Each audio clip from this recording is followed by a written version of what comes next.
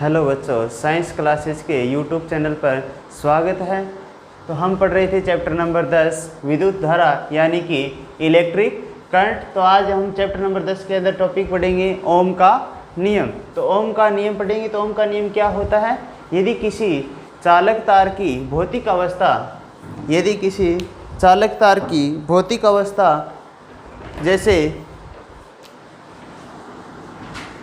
यदि किसी चालक तार की भौतिक अवस्था जैसे ताप, दाब, लंबाई, क्षेत्रफल इत्यादि को स्थिर रखा जाए, तो यदि किसी चालक तार की भौतिक अवस्था जैसे ताप, दाब, लंबाई, क्षेत्रफल इत्यादि को स्थिर रखा जाए तो चालक तार के सिरों के मध्य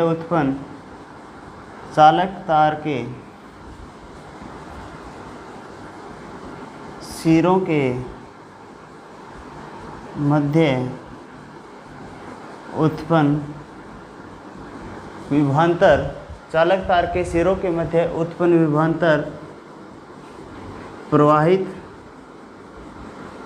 धारा के समानुपाती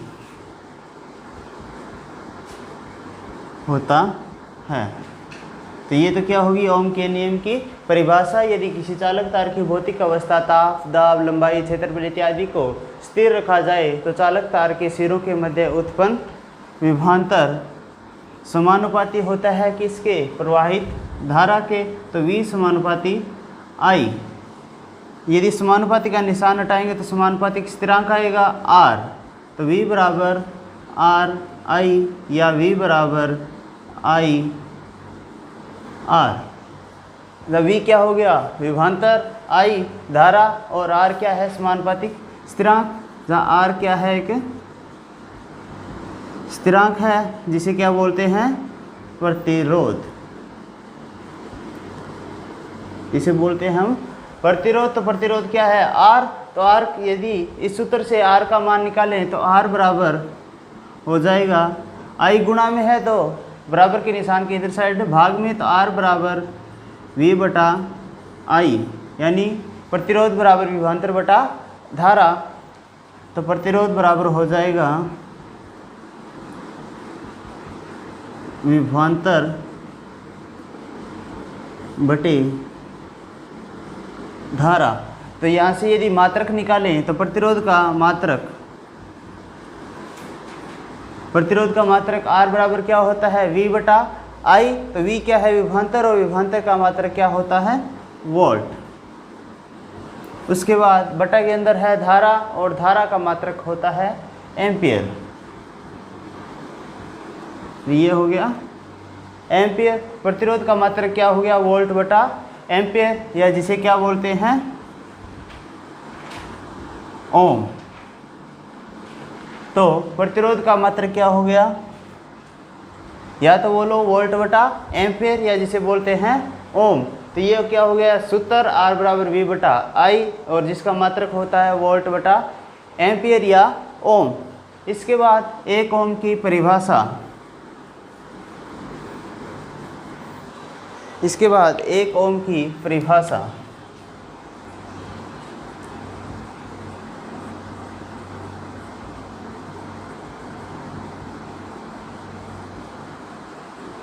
एक ओम की परिभाषा। तो एक ओम कैसे आएगा? तो R बराबर क्या होता है? V बटा I।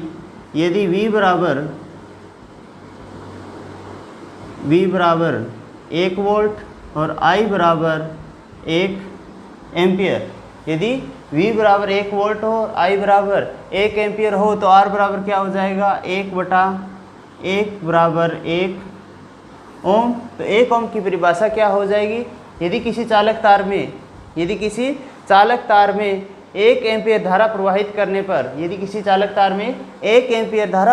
करने पर, उसके सिरों के मध्य उत्पन्न विभवांतर यदि 1 वोल्ट हो तो उस चालक तार का प्रतिरोध 1 ओम होता है। तो यहाँ से परिभाषा, यदि किसी चालक तार में 1 एम्पियर धारा प्रवाहित करने पर सिरों के मध्य उत्पन्न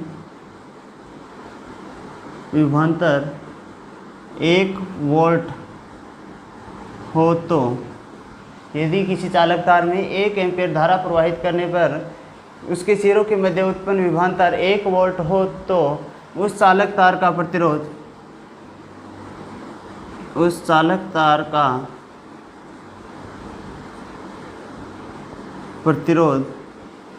1 ओम होगा। तो 1 ओम की परिभाषा क्या होगी? यदि किसी चालक तार में 1 एम्पीयर धारा प्रवाहित करने पर उसके सिरों के मध्य उत्पन्न विभवांतर 1 वोल्ट हो तो उस चालक तार का प्रतिरोध 1 ओम होगा। तो ये होगी इसकी 1 ओम की परिभाषा। उसके बाद ओम के नियम का प्रायोगिक सत्यापन। ओम के नियम का प्रायोगिक सत्यापन।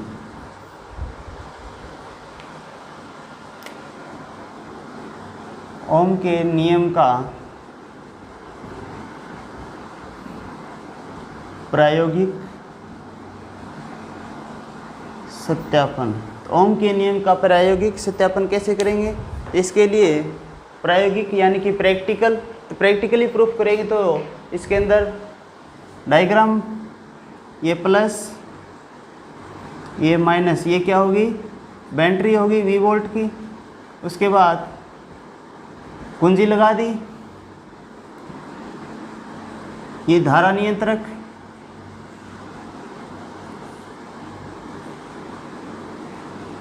ये एमीटर धारा नापने के लिए। उसके बाद ये प्रतिरोध है और इस प्रतिरोध के समांतर क्रम में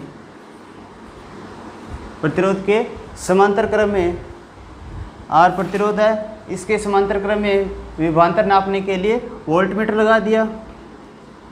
ये क्या है? एमीटर, ये वोल्टमीटर। ये प्रतिरोध है, इसके सिरों के मध्य विभवांतर नापने के लिए वोल्टमीटर लगा दिया समांतर क्रम के अंदर, और धारा मापने के लिए एमीटर लगा दिया। ये बैटरी है V वोल्ट की और ये कुंजी है। तो ये क्या हो गया? ये क्या हो गया हमारा? विद्युत परिपथ। विद्युत परिपथ। तो इसके अंदर धारा की दिशा कौन सी होगी? धारा की दिशा हमेशा क्या होती है? प्लस से माइनस। तो I धारा प्लस से माइनस की ओर प्रवाहित होगी। तो ये क्या हो गया? विद्युत परिपथ। ओम के नियम के प्रायोगिक सत्यापन के लिए विद्युत परिपथ। तो इसके लिए इसके अंदर विद्युत परिपथ के, ये तो हमारा क्या हो गया? विद्युत परिपथ तैयार कर दिया। विद्युत परिपथ के अंदर यदि अलग अलग धारा, प्रतिरोध के अंदर यदि अलग अलग धारा प्रवाहित करके एमीटर से ज्ञात कर लेंगे, तो एमीटर से I की वैल्यू निकाल लेंगे। उसके बाद यदि धारा का मान अलग अलग होगा तो V का मान भी क्या आएगा? अलग अलग। तो अलग अलग धारा के मान के आधार पर वोल्टमीटर से विभव का मान भी, यानी कि विभवांतर का मान भी नोट कर लेंगे। तो ये विद्युत परिपथ तैयार करें पहले। उसके बाद अलग अलग मान की धारा प्रवाहित करके विभवांतर का मान वोल्टमीटर से अलग अलग प्राप्त कर लिया। इस दोनों मानों को, वोल्टमीटर और एमीटर के दोनों मानों के मध्य यदि ग्राफ खींचें, यदि वोल्टमीटर और एमीटर, वोल्टमीटर तो क्या नापेगा? विभवांतर, और एमीटर धारा, यदि दोनों के पाठ्यांकों को नोट करके उनके मध्य यदि ग्राफ खींचें, तो ग्राफ के नीचे यदि x एक्सिस पर विभवांतर और y एक्सिस पर धारा I और विभवांतर V। यदि x एक्सिस पर विभवांतर ले और धारा I ले तो इसके मध्य ग्राफ क्या आएगा, एक सीधी रेखा। यदि एमीटर के अंदर धारा का मान ज्ञात करेंगे और इस धारा के समक्ष क्या वोल्टमीटर का पाठ्यांक ज्ञात करेंगे, दोनों पाठ्यांकों के मध्य यदि ग्राफ खींचे तो वो क्या आएगी, सीधी रेखा आएगी। और सीधी रेखा किसका ग्राफ होता है, ये होता है समानुपाती का।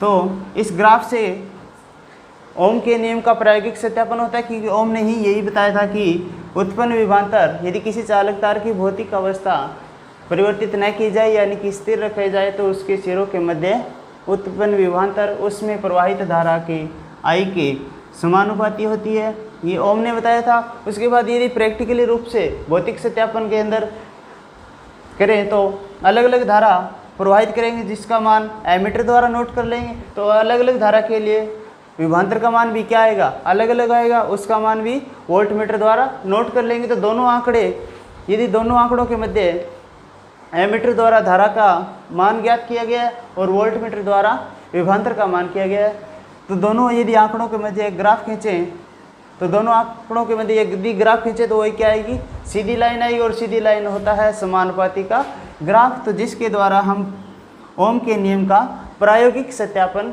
कर सकते हैं। तो आज हमने ओम के नियम का बारे में पूरी डिटेल पढ़ ली। आज के लिए बस इतना ही, बाकी का पढ़ेंगे कल। धन्यवाद।